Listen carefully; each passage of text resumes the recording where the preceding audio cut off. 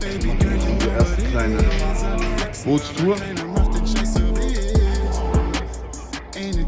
So, guys, we have a 5 activities today.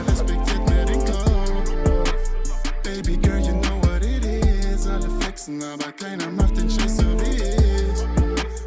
Ain't it just the way that it goes? Alle Player, aber keiner respektiert mehr den Code. So, wir sind ready. Wir machen jetzt unsere erste kleine Bootstour. Schnorcheln mit den maledivischen Surferboys. Jetzt gibt's Equipment. Schon bin ich ausgestattet, Alter. Fifi is ready. Just ready. All ready. Nicole is ready. Not born ready, but ready. Die Schlappen, Alter. Ich hab halt riesen Füße. Wir müssen mal gucken, ob das passt, der Spaß. Es war definitiv an der Zeit für ein wenig Action nach dem tagelang am Strand rumgammeln. Passt. Wir hatten unsere Taschen noch im Hotel gelassen, da die nette Dame an der Rezeption meinte, es sei kein Problem, das Zeug noch im Zimmer zu lassen, bis die nächsten Gäste kommen. Ich bin ready. Ready.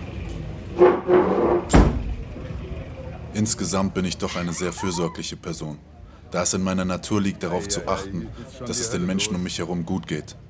Doch manchmal fehlt mir vielleicht die Wahrnehmung für gewisse Situationen, denn auch ich bin nicht perfekt. Alles in allem muss ich sagen, dass ich die letzte Woche mega krass genossen habe. Wir waren jetzt circa 10 Tage auf den Malediven unterwegs und ich war ein ganz anderer Mensch als noch zum Beginn der Reise. Trotzdem wurde mir im Laufe des Tages bewusst, dass jeder Mensch eine unterschiedliche Auffassung von den Dingen hat, die um ihn herum passieren. Das Thema mit den Taschen sollte am Ende des Ausfluges noch essentiell werden. Natürlich gab es im Hintergrund auch mehrere kleine Auseinandersetzungen, die ich jetzt nicht hier zum Thema machen will. Doch alles mündete in einer großen Intervention, bei der ich 3 Mädels um mich herum hatte, die emotional auf mich einprasselten. Obwohl das für mich hätte schon der erste Punkt sein können, wo ich einen Schlussstrich mache, dachte ich mir, wir hatten diese Reise zusammen begonnen, also beenden wir sie auch zusammen. Das ist auf jeden Fall viel, viel krasser der westliche Einfluss hier. Also hier hält sich fast keiner mehr an Tradition. Du siehst Hotpants, im Prinzip Tangas, Brüste. Aber ich glaube, die Local Boys hier freuen sich ziemlich darüber. Anderes Leben. So, da ist die Reisegruppe Chemnitz. Wir fahren gleich ab mit dem Boot. Schnell nein, die rauchen hier alle Hasch. Where shall we go? Ja, das weiß er.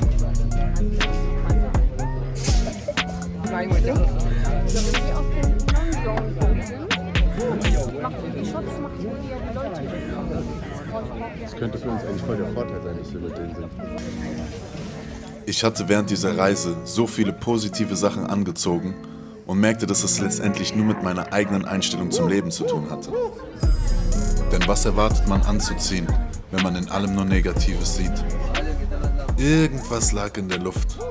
Doch zu Beginn des Ausfluges hätte ich niemals ahnen können, wie der Tag enden würde.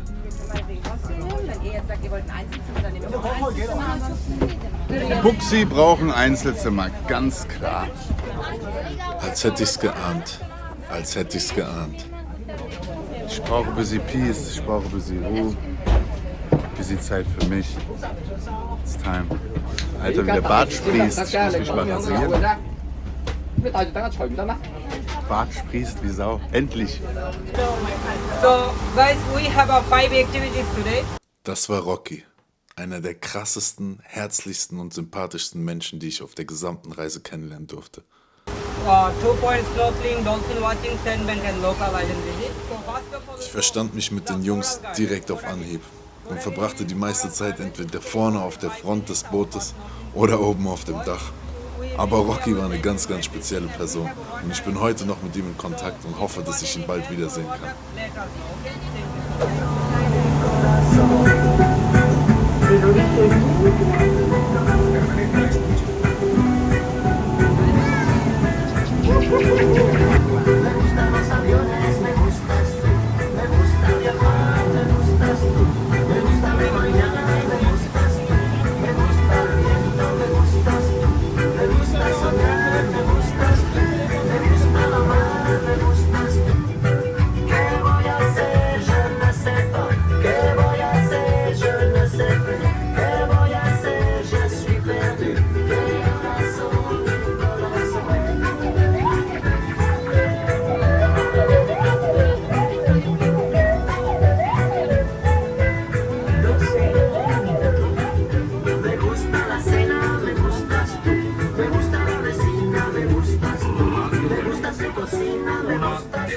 ganze Tauchtourismus, den ich so in den letzten Jahren sehen durfte, war mir eigentlich ein Riesendorn im Auge, weil die meisten dieser Menschen inzwischen gar nicht aus Leidenschaft zum Meertauchen gingen, sondern um irgendwelche Bilder auf Social Media hochzuladen.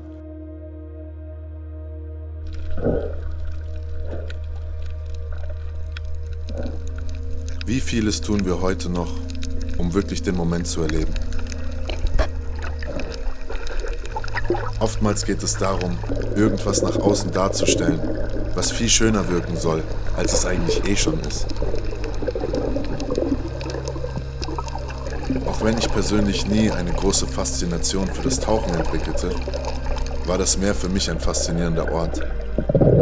Dieses Gefühl des Schwebens durch unendliche Weiten, unendliche Tiefen und als würde Raum und Zeit stehen bleiben. So, wie ihr mich kennt, musste ich gleich mal wieder übertreiben. Also, ich habe direkt nach 5 Minuten eine Aktion gebracht, wo ich rückwärts getaucht bin und meinen kompletten Rücken an den Korallen aufgeschnitten habe. Und ich weiß aus Erfahrung, dass das sehr, sehr langsam heilt. Aber jetzt habe ich einen Tipp bekommen, da muss einfach Essig drauf. Das wird schon. Das wäre kein Baxi-Urlaub, wenn ich nicht irgendwelche unvernünftigen Aktionen. Eine relativ große Gruppe Asiaten hatte mit uns die Tour gebucht.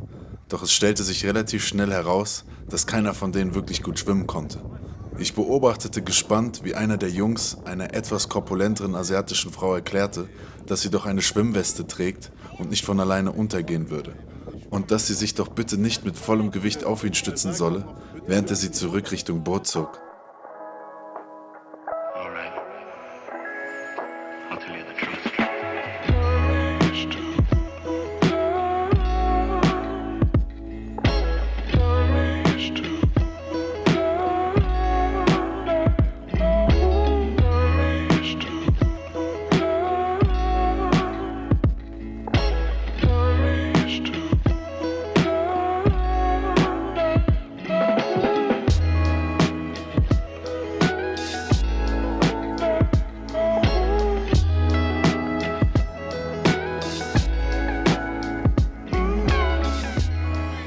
So, kleiner Stopp auf Gully. Hier gibt es einen Bikini Beach, wo wir jetzt hingehen können. Was Kleines essen, was Kleines trinken. Wir sind jetzt eine Stunde hier, wobei mich das gar nicht bockt. Ich verliere nur Zeit, ich will doch ins Wasser, ich will doch ins Meer.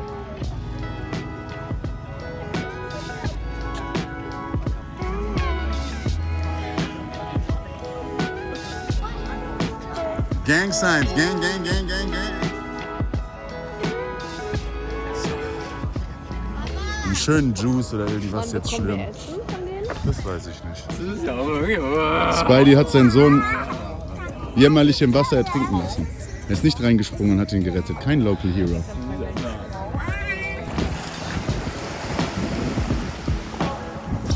Richtige Reisegruppe, ey.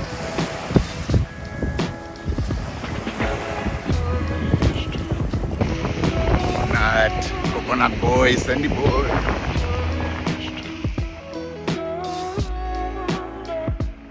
Da ich als Kind mit meiner Mutter viel Zeit in Ägypten verbrachte und später auch ein komplettes Jahr da lebte, war mir die muslimische Kultur nicht fremd. Mein Arabisch war natürlich lang nicht mehr so gut wie damals, aber es reichte aus für die grundlegenden Dinge, die ich brauchte und jedem Mal ein Lächeln zu entlocken.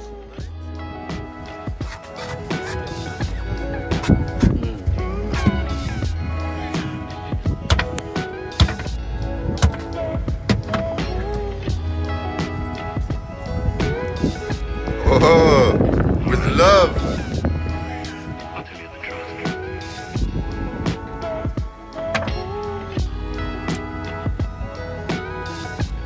Shukriya.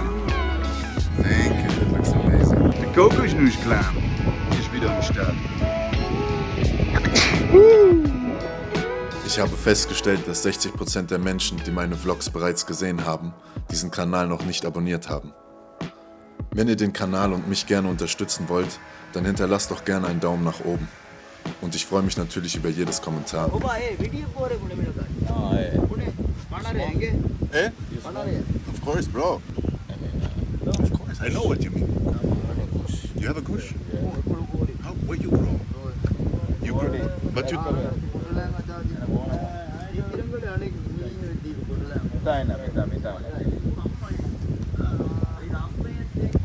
So it's weed, not hash. You have weed here. Where you get it? From India? From Thailand or from India? You grow it in Mali? Get this one anywhere, brother. It's like a gold you can find here. Guys, I will not go back with the boat. I stay here with you. I turn into a local now. Would you roll one? I give you some money? War alles gut bis zu dem Punkt, wo er gesagt hat, dass er für einen Joint $15 haben will. Ich glaub, es hackt. Say that again, bro. How much for one? $15. You're killing me. You're killing my pocket. You're killing my pocket. I'm not a bank machine. Ich glaube, ihr merkt was so. Egal wo ich hingehe, die Art und Weise, wie ich mit Menschen kommuniziere, weil ich auf der gleichen Ebene einfach mit den Leuten chill. Weil klar, die denken natürlich, okay, der kommt aus Europa, der hat Geld, der ist westlich, der lebt nicht im Einklang. Aber ich weiß ganz genau, wo ich herkomme und ich weiß, warum mein Herz afrikanisch ist und warum mein Kopf deutsch ist. Und deshalb kommt man so besser durchs Leben. Wenn ihr Gast in einem Land seid, passt euch den Traditionen an, respektiert die Werte der Menschen und ihr werdet ganz anders behandelt. Ihr werdet auch viel besser durchs Leben gehen, generell. Weil ich merke, dass viele Leute auch hier immer so, oh, willst du deine Tasche wirklich hier lassen oder ich vertraue dem Leben. Alleine, dass ich die Jungs filmen durfte, zeugte schon von einem gewissen Vertrauen. Natürlich wollte ich keinen von ihnen in Probleme verwickeln, da solche Dinge hier noch hart bestraft wurden. Die Jungs haben einfach Kusch hier. Das ist das erste Mal, dass ich auf den Malediven Weed rauchen werde. Nach längerer Diskussion einigten wir uns auf einen fairen Preis. Schöne Keule mit den Jungs geraucht. Ich glaube, ihr seht das poolblaue Wasser. Ich kann euch nicht sagen, wie krass erfüllt ich bin. Ich merke, dass das Reisen mit den Mädels mich davon abhält, wirklich an den Punkt zu kommen, wo ich wahrscheinlich jetzt schon wäre. Und das hat nichts damit zu tun, dass sie das Problem sind, sondern dass ich so nicht die Möglichkeit kriege, mich frei zu entfalten. Wenn ich mich gerade frei entfalte, merke ich, dass ich mit Leuten ins Gespräch komme und Leute anziehe, die ich vor einigen Jahren schon mal angezogen habe, aber dass ich auf dem richtigen Weg bin.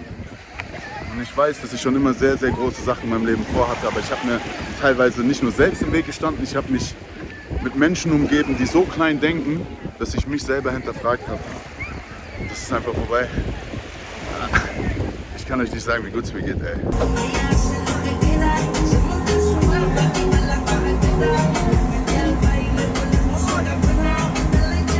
Nach einer guten Stunde auf der Insel Gully ging es mit dem Boot weiter zum nächsten Spot. Der eigentlich wichtigste Spot dieses Ausflugs. Und zwar Shark Point.